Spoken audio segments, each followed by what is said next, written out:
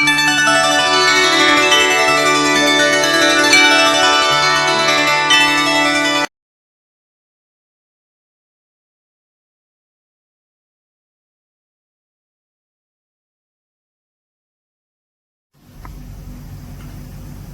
TV అందిస్తున్న ఇదండి నా జీవిత కథ 36వ భాగం హై స్కూల్ పర్వంలో 5వ భాగానికి మీ అందరికీ కూడా హృదయపూర్వక స్వాగతం. ఈరోజు హై స్కూల్ విశేషాల్లో ముఖ్యమంత్రి గారు వచ్చారు అనేటువంటి విషయాన్ని ప్రస్తావించాలనుకుంటున్నాను. సాధారణంగా చిన్న చిన్న గ్రామాలకి ముఖ్యమంత్రి స్థాయి లాంటి నాయకుడు రావడం ఉండదు. మేము హై స్కూల్లో చదివేటువంటి రోజుల్లో అలా రావడం అనేటువంటిది జరిగింది. ఆ సమావేశాన్ని కూడా నేను దగ్గరుండి చూశాను. పెద్దగా అర్థం అయినా అర్థం అవ్వకపోయినా సంబంధించినటువంటి శాసనసభ్యులు ఇలాంటి వాళ్ళ ఎమ్మెల్యేలు వీళ్ళ గురించి ఏమీ తెలియదు. కానీ ముఖ్యమంత్రి అనేటువంటి పేరు మాత్రం బాగా తెలుసు. ఒక ముఖ్యమంత్రి అంటే మరి గొప్ప విషయమే కదా. ఎందుకు వచ్చాడు ఆయన అంటే వేగేశ్వరపురం గ్రామంలో పంపింగ్ స్కీమ్, ఎత్తిపోతల పథకం, నీటిపారుదల పథకం కింద ఒక పంపింగ్ స్కీమ్ కట్టి కాలువ ద్వారా నీటిని అందించేటువంటి ఒక కార్యక్రమం చేపట్టారు. అందులో భాగంగా ప్రారంభోత్సవానికి ముఖ్యమంత్రి గారిని ఆహ్వానించారు. జలగం వెంగళరావు గారు ముఖ్యమంత్రి. అప్పుడు ఆ పేరు కూడా గుర్తుంది అప్పటి నుంచి కూడా. జలగం వెంగళరావు అనేటువంటి ఆయన ముఖ్యమంత్రిగా ఉన్న కాలంలో ఆయన్ని తీసుకొచ్చి చాలా కార్లు వచ్చాయి. ఇప్పట్లాగా ఆ రోజుల్ని బట్టి అంత జన సమీకరణ అన్ని మండలాల నుంచి, 3 జిల్లాల నుంచి, 4 జిల్లాల నుంచి అలా ఏమీ లేదు. మరి ఆ రోజుల్లో వాతావరణం మరి చాలా ప్రశాంతంగానే ఉంది. ఆ చుట్టుపక్కల వాళ్ళు వచ్చేవారంతే. జనాన్ని తోలుకురావడం తీసుకురావడం అనేటువంటిది కాకుండా ఒక ప్రచారం చేసేవారు, నాయకులు వచ్చేవారు. సరిపడిగా జనం 1000 మంది ఉన్నారా, 500 మంది ఉన్నా పెద్ద జనం గురించి పట్టించుకునేవారు కాదు, కార్యక్రమమే చూసుకునేవారు. ఇప్పుడు లక్షల్లో జనాన్ని తీసుకురావాలి, ఇంతమంది వచ్చారు అంతమంది వచ్చారని చూపించాలి. కానీ అప్పుడు చాలా ప్రశాంతంగా జరిగింది. మా స్కూల్లో ఉన్నటువంటి బెంచీలు అన్ని తీసుకొచ్చి బయట వేశారు, కొన్ని కుర్చీలు వేశారు. ఎదురుకుండా స్కూల్ గ్రౌండ్ లోనే కార్యక్రమాలు నిర్వహించడానికి ఒక ఓపెన్ ఆడిటోరియం లాగా ఒక స్టేజీ ఉంటుంది. ఆ స్టేజీకి అప్పుడప్పుడు అవసరమైనప్పుడు ఒక పందిరి లాంటిది ఏర్పాటు చేస్తారు. ఉత్తప్పుడు మామూలుగా ఓపెన్ గానే ఉంటుంది. ఆ స్టేజీ మీద ముఖ్యమంత్రి గారు సభ పెట్టారు. ఇందులో నాకు బాగా గుర్తున్నటువంటిది ఏమిటి అంటే, మేము చదివేటువంటి స్కూల్ KSRPH స్కూల్ అన్నాం కదా, కైగాల సూర్యచంద్రరావు గారు స్థాపకుడు. ఆ స్కూలు రావడానికి విశేష కృషి చేసినటువంటి ఆయన విగ్రహాన్ని ఏర్పాటు చేశారు హై స్కూల్ ప్రాంగణంలోనే. అప్పటికి ఆయన ఇంకా జీవించే ఉన్నారు. ఆయన చాలా పెద్ద వయసు అయిపోయి ఉన్నారు, చాలా తక్కువగా బయటకు వస్తున్నారు. ఆయన చేసినటువంటి కృషికి, ఆ పంపింగ్ స్కీమ్ గురించి అయితేనే, లేకపోతే స్కూల్ గురించి అయితేనే, గ్రామంలో అనేకమైనటువంటి సబ్ రిజిస్టార్ ఆఫీసు ఇలాంటి చాలా ఉన్నాయి. ఆయన తీసుకొచ్చినటువంటి సేవలు అవి కొంచెం ముందు భాగాల్లో వివరిస్తాను. అందుకోసం కృషి గుర్తుగా ఏం చేశారంటే ఒక విగ్రహాన్ని ఏర్పాటు చేశారు. ఆ విగ్రహాన్ని ముఖ్యమంత్రి జలగం వెంగళరావు గారు ఆవిష్కరించారు. అప్పుడు మాటలు కూడా కొన్ని గుర్తున్నాయి నాకు. నేను చాలా అబ్జర్వ్ చేశాను మీటింగ్స్ విషయాలు అవన్నీ కూడా. ఆయన ముఖ్యమంత్రి గారు ఇప్పుడు దండ వేయడానికి ఇష్టపడలేదు. సూర్యచంద్రరావు గారి విగ్రహానికి ఇష్టపడలేదంటే వ్యతిరేకమని కాదు. ఆయన పెద్ద ఆయన ఇంకా జీవించి ఉన్నారు, ఇప్పుడు ఇలా విగ్రహానికి దండ వేయకూడదు అని చెప్పేసి తెర మాత్రం తీసి ఆవిష్కరించారు. ఆయన కొంచెం దగ్గరలోనే ఉన్నాం, మేము చూశాను అన్ని కార్యక్రమం అక్కడ జరిగేదంతా కూడా. స్టేజీ మీద కొన్ని జరుగుతున్న కార్యక్రమాన్ని కూడా చూశాను నేను. అలా మీటింగుల్లో పాల్గొనడం, చూడడం అనేటువంటిది అప్పుడే హై స్కూల్ స్థాయి నుంచే కొద్దిగా అలవాటైంది చూడడం అనేటువంటిది. అది తర్వాత ఎలాంటి పరిణామాలకు దారితీసిందో మీకు తర్వాత రోజులు ఇస్తాను. తర్వాత అలాంటి స్టేజీల మీద నేనుండి మాట్లాడేటువంటి రోజుల్లో కూడా వెళ్ళడం జరిగింది. అవన్నీ తర్వాత ముందు ముఖ్యమంత్రి గారు రావడం అనేటువంటిది, స్కూల్కి రావడం అనేటువంటిది, ఆ సభలో నేను కూడా ఆ స్కూలు విద్యార్థిగా అక్కడ ఉండడం చూడడం అనేటువంటిది జరిగింది. తర్వాత ఎవరెవరు ఆ పేర్లు, ఎవరు ఏం జరిగే కార్యక్రమాలు అనేది గుర్తులేదు, కానీ ముఖ్యమంత్రి గారు రావడం, విగ్రహావిష్కరణ చేయడం, వాళ్ళు సభను నిర్వహించడం మాత్రం గుర్తుంది. అది ఈ రోజున మీతో పంచుకున్నాను. మీరు కూడా ఆనాటి సభలో చాలా మంది పాల్గొని ఉంటారు. మీకు ఇంకా ఎక్కువ జ్ఞాపకం ఉంటుండొచ్చు. సరదాగా మీ కామెంట్ బాక్స్ లో పెట్టచ్చు, అవి అందరికీ తెలుస్తాయి. ఇంకా ఏమైనా నేను మర్చిపోయినటువంటి విషయాలు ఏమైనా ఉంటే అవి కూడా చెప్పమని కోరుతూ, మరి ఈ రోజు మీకు అందరికీ చెప్పాను, సినిమాకి వెళ్దాం రండి అని చెప్పేసి. ఆనాటి సామాజిక పరిస్థితుల యొక్క నేపథ్యంలో సినిమాకి వెళ్దాం రండి అని అన్నారు. కాబట్టి ఇప్పుడు ఇది చాలా పెద్ద పార్ట్ వాస్తవంగా, కానీ దాన్ని జాగ్రత్తగా 2-3 భాగాలుగా చెప్పే ప్రయత్నం చేస్తూ ముఖ్యమైనటువంటి పార్ట్ ఇప్పుడు ముఖ్యమైన భాగం ఇస్తాను. ఆ రోజుల్లో ప్రధానమైనటువంటి వినోద సాధనం ఏమిటి అంటే సినిమాయే. ఎవరికైనా సరే సినిమాయే వినోద సాధనం. ఇంకా వేరే పెద్ద వినోద సాధనం రేడియో ఉండేది, టేప్ రికార్డర్ ఉండేది. ఎక్కడికైనా వెళ్ళాలి, చక్కగా సరదాగా చూడాలంటే కాసేపు సినిమా చూడాలి. ఆ సినిమా ఎక్కువసేపు ఉంటే ఎక్కువ ఆనందం. ఉత్తినే 2.25 గంటల్లో అయిపోతే అబ్బో చిన్న సినిమా అంటారు అన్నమాట. ఎన్ని రీళ్లు అనేటువంటివి చూసేవారు. 18 రీళ్ళ, 21 రీళ్ళ, 19 రీళ్ళ, 20 రీళ్ళ, ఇలాంటివి చూసేవారు. ఆ విధంగా సినిమా అనేటువంటిది ఒక ప్రధాన పాత్రగా ఉండేది. పెద్ద పెద్ద సినిమాలు ఉండేవి, ఎక్కువసేపు ఉండేటువంటి సినిమాలు. మధ్యలో విశ్రాంతి అనేటువంటిది ఒకటి వస్తుంది. ఈ సినిమాకి తాళపూడిలో ప్రధానంగా 2 సినిమా హాల్స్ ఉండేవి. ఒకటి ఫస్ట్ లో అయితే Lakshmi picture palace, Shri Lakshmi picture palace అని, లక్ష్మీ టాకీస్ అని వాళ్ళం మేము సింపుల్ గా, లక్ష్మీ టాకీస్. అది ప్రసాద్ పిక్చర్ ప్యాలెస్, అది ప్రసాద్ థియేటర్ అని ఒకటి ఉంది. తర్వాత కాలంలో నటరాజ్ అని మార్చారు. ఫస్ట్ లో మేము మా చిన్నప్పుడు ప్రసాద్ పిక్చర్ ప్యాలెస్ అని ఉంది. ఇది లక్ష్మీ టాకీస్ అనేవారు.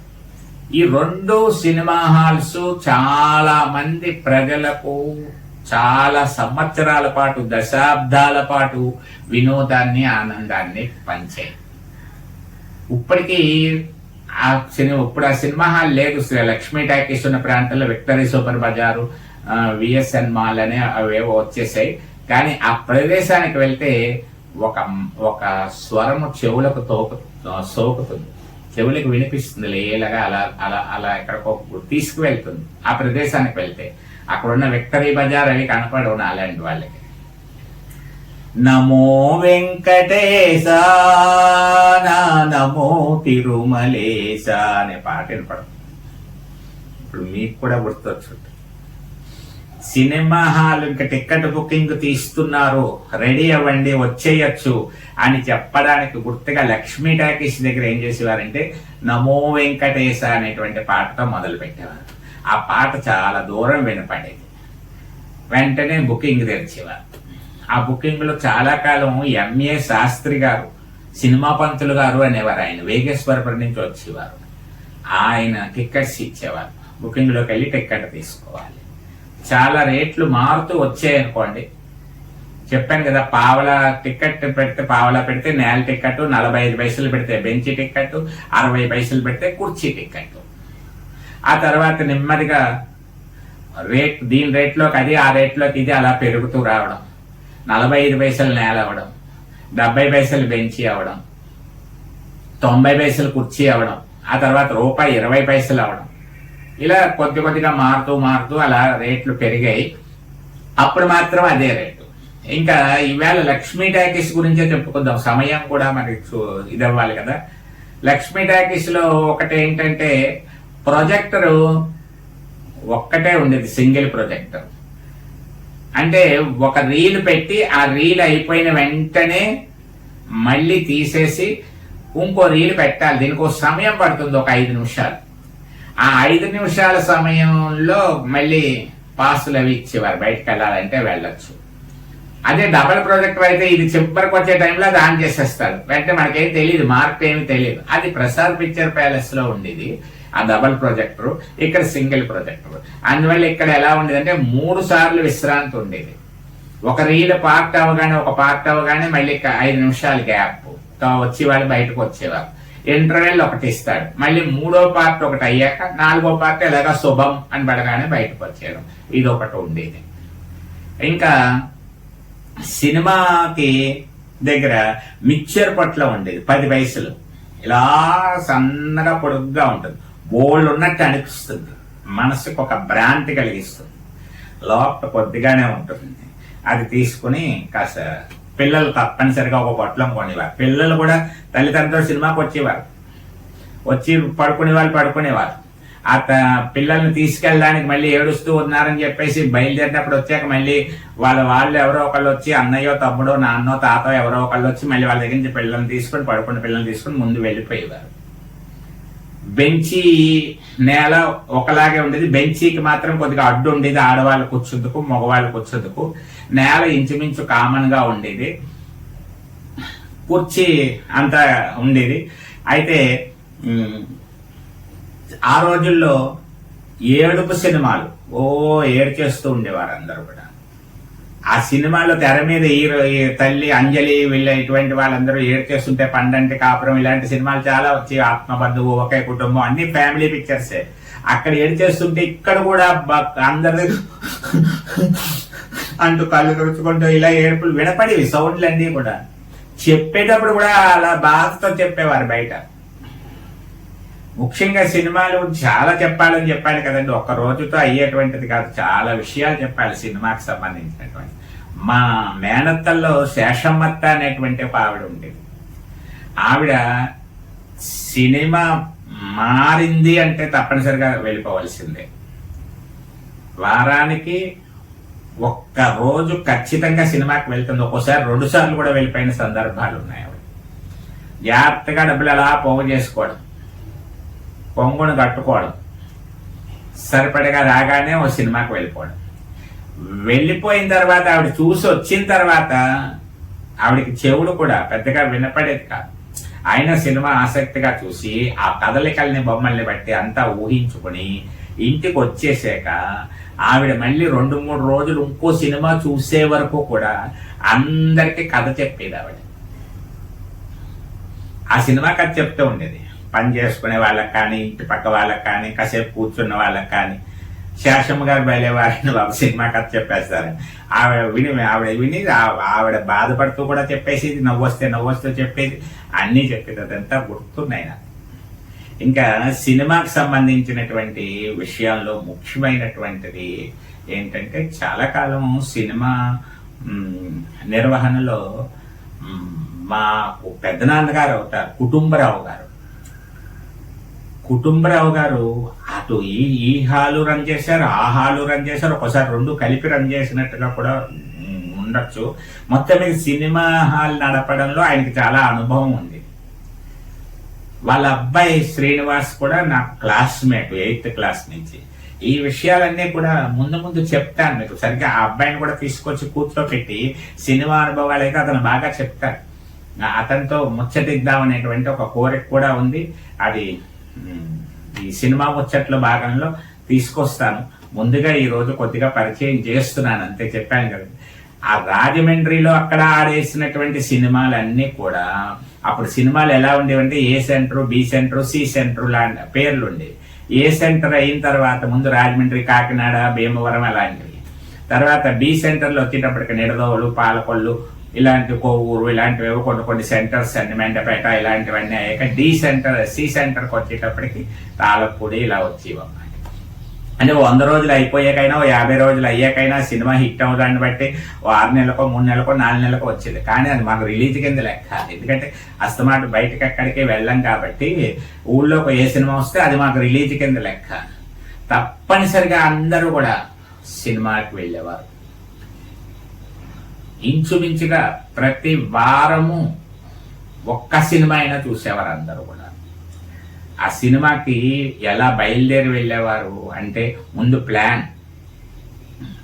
ఒక వీధిలో 6-7 ఇళ్ళు ఉంటాయనుకోండి, పడ్డంటి కాపురం సినిమా వచ్చింది, ఈవేళ వెళ్దామని నిర్ణయం చేసుకునేవారు అందరూ కూడా. వంటలన్నీ గొప్ప పూర్తి చేసేసుకోవాలి. సాయంత్రం వంటలు ఉంటాయి కదా, మరి వెళ్ళి వచ్చాక ఏం చేస్తారు, మరి 6ంటికే బయలుదేరి సినిమా హాల్కి వీళ్ళందరూ నడుచుకుంటూ బయలుదేరి వెళ్ళాలి కదా.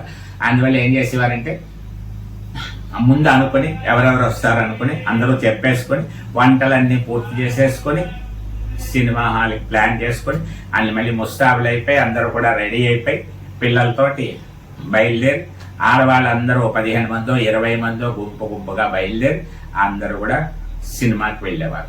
కొంతమంది రిక్షాలు ఎక్కి సినిమాల దగ్గరికి వెళ్ళేవారు. నువ్వు నడవలేము అనుకునేటువంటి వాళ్ళు, అలా బయటకు ఎక్కువ రానటువంటి వాళ్ళు వీళ్ళు రిక్షా మీద వచ్చి సినిమాల దగ్గర దిగి మళ్ళీ సినిమా అయ్యాక కూడా రిక్షాల మీద వచ్చేసేవారు. ఆ సినిమాలు లక్ష్మీ టాకీస్ పక్కనే వేగేశ్వరపురం వాళ్ళది ఒక సోడా కొట్టు ఉండేది.